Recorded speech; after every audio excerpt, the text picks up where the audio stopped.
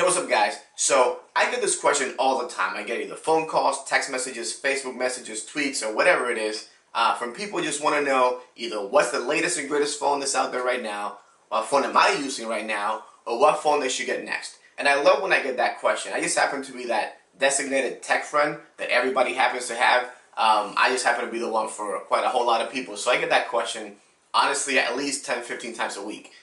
Which is fine. I love answering that question. And what I like to do pretty much every time is when somebody says, what phone should I get? Then I just start asking them back a whole bunch of other questions. You know, like, what do you use your phone for the most? Or do you need really long battery life? Or do you need a great camera? Or like, do you prefer iOS versus Android? Or all those things. Like, I just really want to know so that I can give them the right information based on what their needs are. And it's something I really, really enjoy doing. So I got asked the other day, like, you know, what phone are you using? And it's amazing that I tell people right now, I'm actually using a Nexus 5.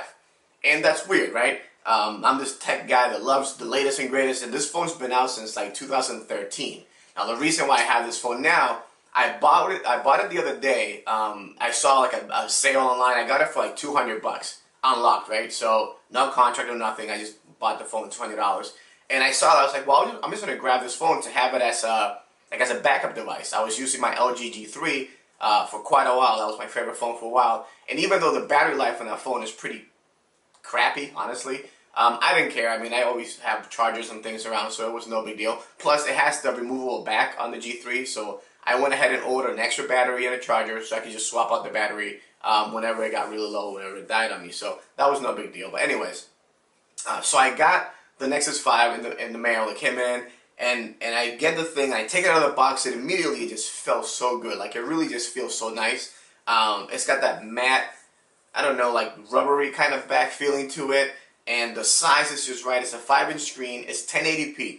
So here's the thing, right? 1080p. Oh my God, why would you have a phone with 1080p when all the phones have the Quad HD screens now? Okay, big freaking deal.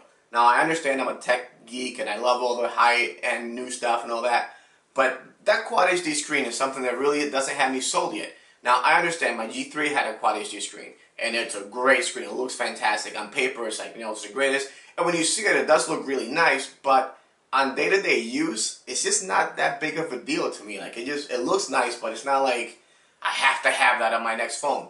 So I went and got and played with this phone for a little bit, and lo and behold, after like a week of using it, I actually sold my G3 and kept using this as my daily device. And the main reason, really, honestly, is just the way it fits in the hand. Like, just when I'm holding it, it just feels so nice. I don't know, it's just comfortable, really, really comfortable.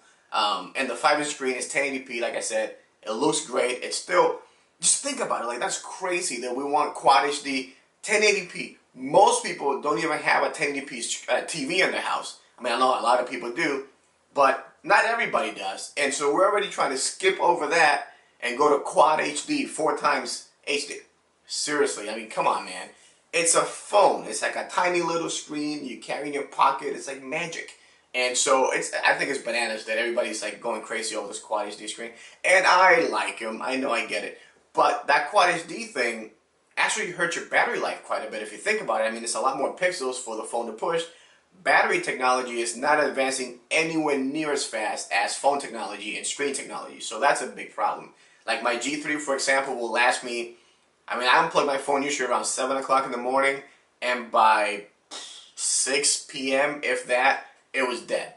So I had to swap the battery out, and that sucks. I mean, it's a great phone, it's fast, and the camera on it is amazing and all that stuff, but because of this really fancy screen, it just doesn't last that long. So that really it just doesn't make any sense for me. I don't know. I don't get it. So this is just fine. 1080p screen is bright enough, is good enough, and it's a Nexus device. So here's the other thing with Nexus devices versus like when you get a Galaxy or a Note or a HTC phone, a little bit lesser extent there, or the LG ones, for example. They all take Android and put a skin on top of it. And the skin is basically what you actually see when you're using the phone.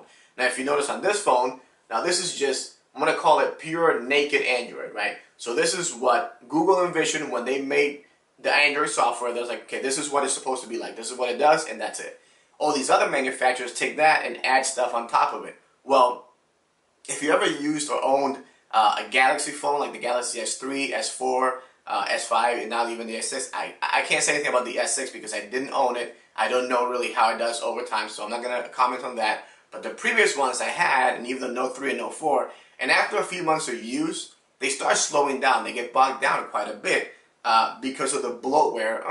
I guess I'm not going to call it bloatware, because bloatware is really when they just add a bunch of apps and crap to that, which is also a problem. But it's just that skin they add on top of like all the extra functionality, which really is just 90% gimmicks and 10% kind of useful stuff. After a while, they start slowing the phone down. To me, it's just not worth it. So when you have a Nexus device, it's just pure Android. It's just like the way that Google intended. Like, this is what you got, you know? And I love it. I think it's fast, it's snappy. Think about it. The thing is almost 2 years old and it's still just as quick as any other phone that's out there right now because of that pure Android experience that you have with this device. The camera is okay. I'm not going to say it's the best camera in the world. I mean, it's an 8-megapixel camera in the back of this thing. It shoots video in 1080p, which is great. Another thing, like all these newer phones are shooting video in 4K. Ooh, video in 4K on your phone. Great. Well, I don't even have a 4K screen, a TV yet. And I don't even know anybody that has a 4K TV yet because it's newer technology and that stuff takes a while to actually catch up. So why would I bother buying a phone now because it shoots in 4K when that's not going to be commonplace for probably another couple of years or so? We can wait a little while on that, you know, 4K shooting capabilities on the camera.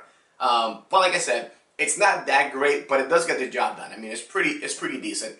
You don't have that twist to turn the camera on or like hold on a button to turn the camera on like some of the other phones have.